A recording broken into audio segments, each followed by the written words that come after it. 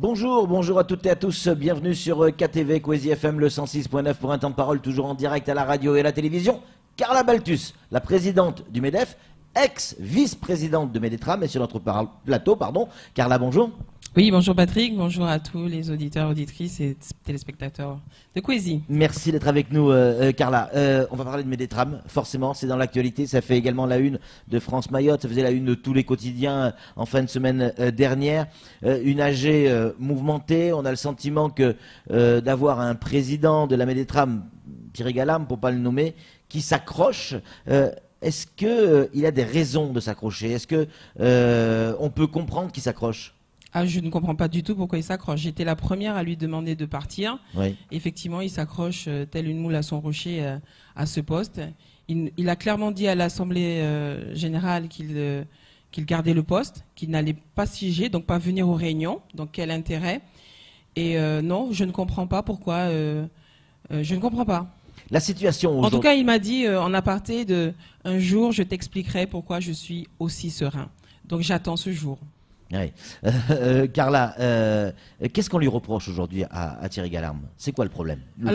Pour résumer rapidement, sans que ce soit trop technique. Pour résumer rapidement, M. Thierry Gallarme est élu depuis 2011 à la Medetram.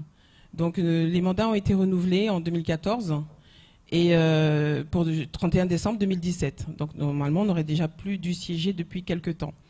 Et donc le directeur de la Medetram a eu un infarctus, malheureusement. Donc il nous a appris ça courant 2015. Et c'est vrai que c'est le côté humain qui a primé dans le sens où on s'inquiétait de savoir est-ce que notre directeur irait mieux, est-ce qu'il allait s'en sortir et est-ce qu'il allait revenir à son poste. Donc le temps a passé comme ça. Et donc ce qui s'est passé, c'est qu'en 2015, déjà en 2014, mais on ne le savait pas trop, mais à partir de 2015, il y a eu beaucoup de dérives, c'est-à-dire que M. Gallarme a eu la direction. Il a tout simplement pris la direction. Il n'a pas remplacé les directeurs. Il a fait ce qu'il voulait. Il n'a pas fait appel au conseil d'administration. Il n'a rien budgétisé. Et c'est vrai qu'on était tous concentrés sur la santé du directeur. Oui. Et donc il s'est servi allègrement, puisqu'on l'a su après par la suite, notamment depuis l'année dernière, par tous les mouvements qui étaient en faveur de ces sociétés. Donc on a vu des centaines de milliers d'euros partir, et sans le budget. Donc c'est pour ça que le commissaire aux comptes aujourd'hui n'a pas certifié les comptes depuis 2014. On n'a pas encore la visibilité des comptes 2017. Donc ce qui lui est reproché, c'est bien cela. C'est les abus qui ont été faits. Donc en assemblée générale, il a dit avoir commis des erreurs. C'est déjà un début. Certains parlent de... plus de 500 000 euros, d'autres plus d'1 million d'euros qui auraient été versés en faveur de ces sociétés, avec des bons de commande, avec des facturations et des paiements. Où est la réalité? 500 000 euros, 1 million, 1,5 million? De toute façon, on n'a pas les comptes 2017. Ouais. On n'a pas les comptes 2017, donc on ne peut pas savoir. Ouais. Le commissaire aux comptes nous a clairement donné tous les documents. Il a mis une plage spéciale où il détaillait les mouvements qu'il y avait en faveur de ces sociétés. Parce qu'il n'y a pas que de la communication. Il y a aussi les loyers en sa faveur, puisqu'il a déménagé la Medetram dans ses locaux qui lui appartiennent, comme il l'a fait pour la Solendi. Donc il y a des voyages qui ont été faits. On a vu un budget de 74 000 euros en 2016. Il paraît qu'il a explosé en 2017. Moi je dis il paraît parce que malheureusement j'étais vice-présidente et j'ai demandé, depuis l'année dernière, depuis que j'ai vu l'apparition des articles, j'ai demandé toutes ces informations. Il a totalement ignoré mes demandes, alors que j'ai vocation à consulter ces documents, puisque j'étais... je peux même vous raconter une fois où on était en conseil d'administration, où il y avait un classeur. J'ai demandé à voir le classeur. Le classeur a été retenu physiquement. Ça veut dire que derrière, il faut que moi, j'aille physiquement chercher les documents. On a même vu, et on le verra dans les comptes, qu'à un moment donné, il y a des budgets de sécurité. Donc il y a des agents de sécurité qui sont postés devant la Medetram pour que qui le président ne veut pas se présente soit là. C'est encore des dizaines de milliers d'euros. Voyez. Donc et de toute façon maintenant, ça a permis de voir aux adhérents que c'est impossible et difficile de travailler avec ce monsieur et il respecte rien. Donc moi aujourd'hui, ce que je dénonce aussi quelque part, c'est l'utilisation des statuts. C'est-à-dire que quand ça vous arrange, on vous dit, voilà, c'est écrit ça dans les statuts. Et pourtant, dans les statuts, on dit quoi? Qu'il y a une commission de contrôle. J'ai demandé à maintes reprises que cette commission de contrôle soit mise en place. Ça n'a pas été le cas. J'ai demandé les budgets. Ça n'a pas été le cas. J'ai demandé de voir les comptes. Ça n'a pas été le cas. Ce que j'ai pu obtenir depuis l'année écoulée, c'est la nomination d'un trésorier. Puisqu'il nous avait caché que le trésorier avait démissionné en 2015. Parce que nous, quand on savait qu'on avait notre trésorier qui était là, on se disait, lui, il voit les comptes, il signe les chèques. Donc, on ne peut pas imaginer non plus tout et n'importe quoi. Et j'ai pu aussi, parce que j'ai fait des enquêtes pendant tout ce temps-là, donc j'ai vu aussi que le commissaire aux comptes qui était en place n'avait pas le droit d'exercer. Et donc, j'ai demandé la nomination d'un commissaire aux comptes. Donc, c'est ce que j'ai pu obtenir du temps où j'étais la vice-présidente. J'ai pas réussi à avoir la commission de contrôle, j'ai pas réussi à avoir les budgets, j'ai pas réussi à avoir les comptes bancaires, les bilans, on les a eu que là maintenant, et encore c'est parce que j'ai insisté, sinon je pense qu'à aujourd'hui on n'aurait toujours pas eu les bilans. J'ai contacté la DIECT, j'ai contacté l'ancien préfet Vaux pour cette affaire, et j'ai pas eu la suite que j'attendais. Donc maintenant, je pense qu'avec la nouvelle équipe qui est là, avec les 4 administrateurs. Plus un, parce qu'il n'a pas démissionné. Plus un, parce qu'il ne veut pas sortir, oui. Même si on a bien vu, il n'est pas venu au premier conseil d'administration, puisqu'il y a eu un conseil d'administration déjà, avec la nouvelle équipe. Donc, nous avons tous perdu nos mandats le 31 mai. Donc, il n'est pas président depuis le 31 mai, ni moi, vice-présidente. Et donc, les nouveaux administrateurs constituent le conseil d'administration. C'est une commission paritaire. Donc, il y a 5 salariés à nommer par les organisations syndicales. Et donc, après, le conseil sera au complet. Est-ce que cette affaire est judiciarisée, Carla? On se posait la question avec Samuel tout à l'heure. Est-ce que oui ou non, le procureur a été saisi, ou pas encore, ou il ne le saura pas? Moi, je n'ai pas de connaissances pour l'instant. Ouais. Maintenant, ce que je sais, et pourquoi j'ai insisté à ce qu'on nomme un commissaire aux comptes agréé et qui certifie les comptes, ils ne les ont pas certifiés pour la réserve que j'ai annoncée tout à l'heure, qui était la non-budgétisation. Donc maintenant, à ma connaissance, un commissaire aux comptes a le devoir de dénoncer au procureur tout délit. Oui. Voilà. Donc ce sera au rôle du commissaire aux comptes ce sera au commissaire aux comptes à jouer ce rôle et à faire entre autres, si d'autres personnes veulent faire d'autres actions, c'est possible. Mais moi, je sais que, en ayant demandé la nomination du CAC, je sais que le CAC derrière, il doit faire son travail. Donc il ne pouvait pas nous répondre puisqu'on lui a posé la question de l'Assemblée générale. Il ne pouvait pas nous répondre. Maintenant, on attend puisqu'il a mis une page où il a bien détaillé tous les montants qui ont été alloués par lui-même à ces sociétés, que ce soit Luvie, Archipel.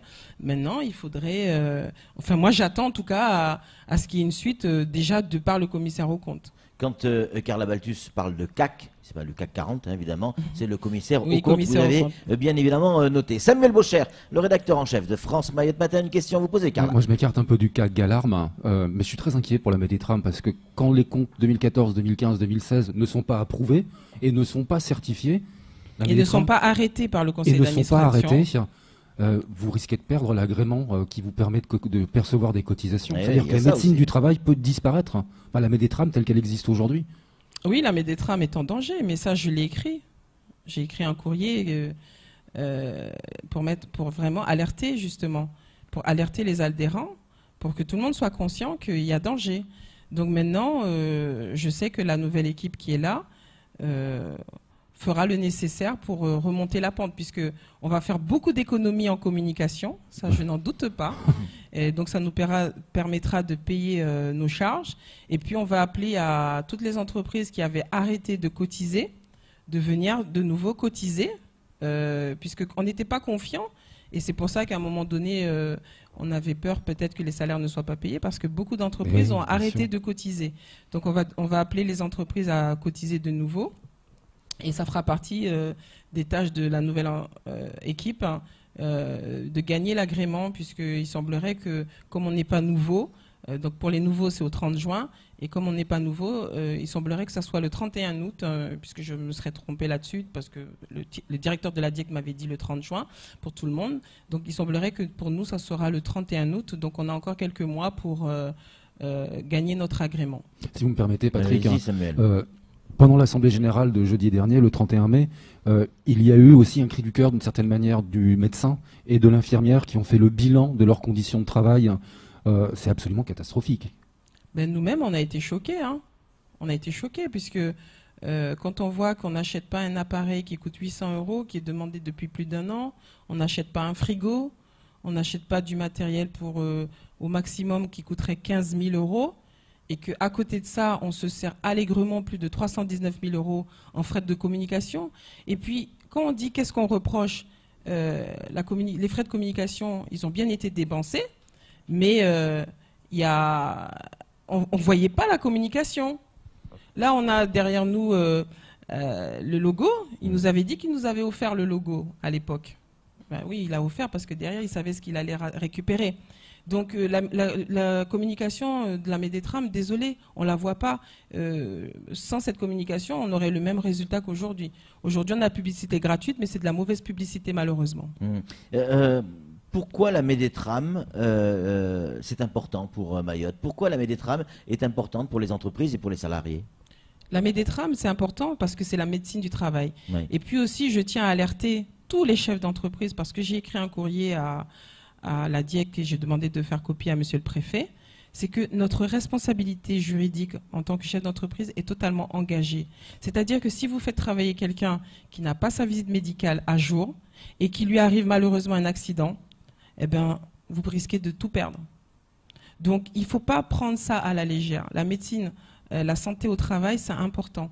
Il faut que le médecin ou les infirmiers voient tous les 2 ans, puisque c'est tous les 2 ans, voient vos salariés pour dire s'ils sont aptes. Parce que si la personne a une maladie cachée et que vous ne le savez pas, moi je prends mon exemple, je suis dans le transport de bus, j'embauche un chauffeur qui est épileptique et je ne le savais pas, et il me plante mon bus avec 60 gamins dedans, eh ben, je vais en prison. Tout simplement, parce que j'ai pas fait la visite médicale d'embauche, parce que j'ai pas fait le renouvellement, parce que. Donc la santé au travail, c'est important. On peut pas y échapper. Et c'est pour ça que justement, j'avais écrit à la DIEC pour savoir qu'est-ce qu'on fait, puisque à aujourd'hui, on paye, on n'a pas la prestation, on attend plus de 6 mois, on n'a pas le rendez-vous. Moi, j'ai beaucoup d'entreprises qui m'ont dit, ça fait 4 ans qu'on n'a pas passé la visite médicale. 4 ans. C'est énorme et c'est insupportable. Donc effectivement, à la Médétrame, il manque des moyens, il manque des médecins, il manque des infirmiers, parce que pendant tout ce temps-là, on a pris l'argent pour faire autre chose. Monsieur Gallarme a pris l'argent pour faire autre chose au lieu d'embaucher les bonnes personnes. On a beaucoup d'administratifs, je n'ai rien contre, mais on n'a pas de médecins, on n'a pas assez de médecins, on n'a pas assez d'infirmiers. Et cet argent-là aurait dû servir à embaucher et à payer les charges sociales. On doit être un exemple. Parce que si vous n'êtes pas à jour de la Médétrame, vous pouvez perdre un marché, ne pas pouvoir répondre à un marché. Ça fait partie de ses obligations. Donc il faut qu'on montre l'exemple. Donc cette institution doit être propre à tous les niveaux. Samuel, pour conclure. Oui, parce que la Médétrame, il faut bien comprendre que normalement, en règle générale, c'est elle qui se déplace, à la médecine du travail, qui se déplace dans les entreprises pour consulter les personnes. On dit que là, ce sont vraiment les salariés qui doivent se déplacer. Il n'y a pas d'action sur le terrain et dans les entreprises de la Médétrame aujourd'hui. En tout cas, il n'y en a pas assez. Il n'y en a pas assez. Il n'y en a pas assez. Il y en a quelques-unes, mais il n'y en a pas assez. Mais en tout cas, j'espère qu'avec la nouvelle équipe, ce sont pour moi 4 personnes de confiance, 4 hommes de confiance. Et j'espère que Frédéric Turlan sera élu président. Parce que pour moi, c'est l'homme de la situation. C'est la personne qui pourra, parce qu'il maîtrise, il est docteur en pharmacien. Il maîtrise le sujet, il connaît déjà tout ce qu'il faut parce que la médecine du travail va encore évoluer en 2019 et il maîtrise le sujet totalement. Donc moi je lui donne mon entière confiance et je sais qu'il mènera à bien ce projet et on sera à ses côtés. Prochaine AG le 22 ? Prochaine AG le 22, donc si le quorum n'est pas atteint, le 10 juillet. Merci beaucoup, Carla. AGE, parce que AGE, oui, agence extraordinaire. Oui, et pas agence touriste. Agence touriste qu'on va les recevoir tout à l'heure. Merci beaucoup, Carla Baltis, d'être venue sur ce plateau. C'est tout pour ce temps de parole. Tout de suite, la suite de nos programmes.